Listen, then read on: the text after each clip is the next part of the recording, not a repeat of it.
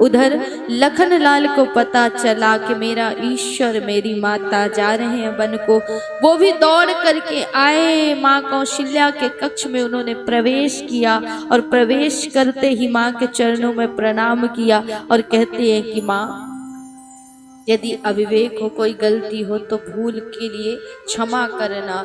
लेकिन राम ने कहा, लखन तुझे यहीं रहना, तुझे पता तो चल गया होगा कि मुझे वन गमन मिला है, इसलिए मैं वनवास के लिए जा रहा हूँ। मेरे साथ वैदेही भी जा रही है। अब पूरी जिम्मेदारी तेरे ऊपर है। भरत शत्रुघ्न यहाँ है नहीं, इसलिए माता पिता पूरे समाज की जिम्मेदारी तेरे ऊपर है, तू इसे निभाना, क्योंकि जो अपने धर्म पर चलता है उसे यहाँ सदगति और उस लोक में मोक्ष मिलता है। लखनलाल कहते हैं कि माँ, अविवेक हो, तेरे सामने बोल रहा हूँ, इसलिए मुझे क्षमा करना। पर राम धर्म का जो उपदेश दे रहे हैं तो मैं एक चीज कहना चाहूंगा कि धर्म की नीति का बोध उसे दिया जाता है जिसे संसार में किसी चीज की कामना हो, लोभ हो, मोह हो। न मुझे गति चाहिए, न मुझे मोक्ष चाहिए। मैंने तो जब से अपने जीवन को जाना है, जब से मैं बड़ा हुआ जानने लायक, तो मैंने एक ही बात को जाना है। मेरी माँ सुमित्रा ने मुझे एक ही चीज सिखाया है कि राम ही तेरे पिता हैं और जानकी ही तेरी मैया है। अब यदि राम आपके हाथों में निर्णय है, आप सोचते हो कि लखन यही रहे, तो बिन माता पिता के संतान जीवित नहीं रह सकती है। और यदि आप चाहते हैं कि मैं यही रहूं, मैं आपसे दलील नहीं करूंगा, आपसे जिद भी नहीं करूंगा, बस इतना ही कहूंगा कि आपके साथ जाने की जिद नहीं करूंगा, कोई बात नहीं कहूंगा। पर जब सरयू के किनारे सब आपको छोड़ने के लिए जाएंगे तो ये लखन जीवित नहीं बचेगा, उसी सरयू में कूद करके अपने प्राणों को त्याग देगा। इसलिए भैया, जिस प्रकार देह से प्राण अलग नहीं हो सकते, उसी प्रकार अपने माता पिता से लखन अलग नहीं हो सकता। अब आपके हाथ में निर्णय है, आप ही कहें कि मैं क्या करूं। तो राम ने कहा, राम समझ गए कि शायद लखन भी जीवित नहीं बचेगा, इसलिए कहा, जाना तो है तुझे, लेकिन बिन सुमित्रा माँ की आज्ञा के कदम बाहर मत रखना। सुमित्रा माँ से पूछ करके आओ, उसके बाद ही जाना है। सुमित्रा माँ के पास लखनलाल गए। गोस्वामी जी मानते हैं कि सिर्फ तन गया था सुमित्रा के पास, मन तो राम सिया के पास था कि कहीं छोड़ करके चले गए तो फिर कहाँ भटकूंगा, कहाँ खोजूंगा इन्हें, इसलिए मन तो वहीं रह गया। तन से गए माँ सुमित्रा के पास। सुमित्रा जी को उस समय कुछ भी पता नहीं था, तैयारियां करने में लगी हुई थी, रंगोलियां सजा रही थी, मेरा राम राजा बनेगा। हर जगह एक ही शोर था कि मेरा राम राजा बनेगा। लेकिन वो रंगोली कब बिगड़ी महाराज, वो रंग कब उड़ गए, उस रंगोली से किसी को पता ही नहीं चला। आज सुमित्रा मैया जब खुश हो करके तैयारियां कर रही, लखन का प्रवेश होता है। लखन, तू ऐसे घूम रहा है, राम राजा बनने वाले हैं और तू अभी भी ऐसे ही घूम रहा है। जा तैयारियां कर, सुंदर वस्त्र पहन, आभूषण पहन, तैयार हो जा, यात्रा निकलने वाली होगी। सुमित्रा मैया के हाथों को पकड़ा लखन ने और रोते हुए बस एक ही शब्द कहा कि माँ, कैकेयी ने इस सूर्यवंश का भाग खत्म कर दिया, इस सूर्यवंश का सूर्य अस्त हो गया। क्या कह रहा है बेटा तू? कैकेयी माता ने बड़ा ही अघटित काम कर दिया, राम को वनवास दे दिया माँ, और भरत का राज्याभिषेक मांग लिया।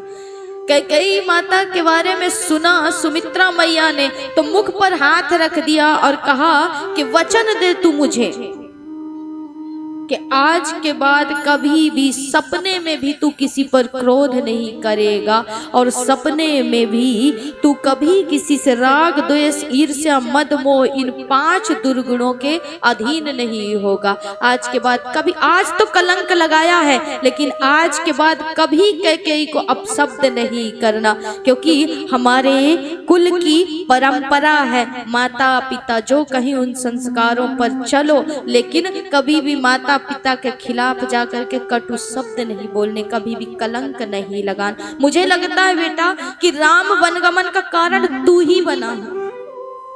लखन कहते हैं कि मैं कैसे माँ, तो तू ही तो है ना वो शेष जिस पर ये पृथ्वी टिकी है। और इस पृथ्वी पर जब भी पाप होता है तो भगवान को आना पड़ता है। और शायद राम उसी अधर्म को काटने के लिए तो बन जा रहे हैं, तो वजह कहीं ना कहीं तू ही है ना, तेरे ऊपर ही पृथ्वी है। और पृथ्वी पर जब पाप बढ़े तो भार तुझे लगता है, तो तेरे भार को ही हल्का करने के लिए राम बन जा रहे हैं ना। इसलिए मुझे तो लगता है कारण तू ही है। यदि मैं कारण हूँ माँ तो मैं सिर्फ आपसे आज्ञा मांगने आया। माँ ने कहा आज्ञा मांगने की क्या आवश्यकता, ये जीवन तेरा राम सिया पर ही निर्भर है और राम सिया के लिए ही तूने जन्म लिया है, इसलिए मुझसे आज्ञा की आवश्यकता नहीं। तू जा बेटा, चला जा, सदैव के लिए राम के चरणों को मत छोड़ना।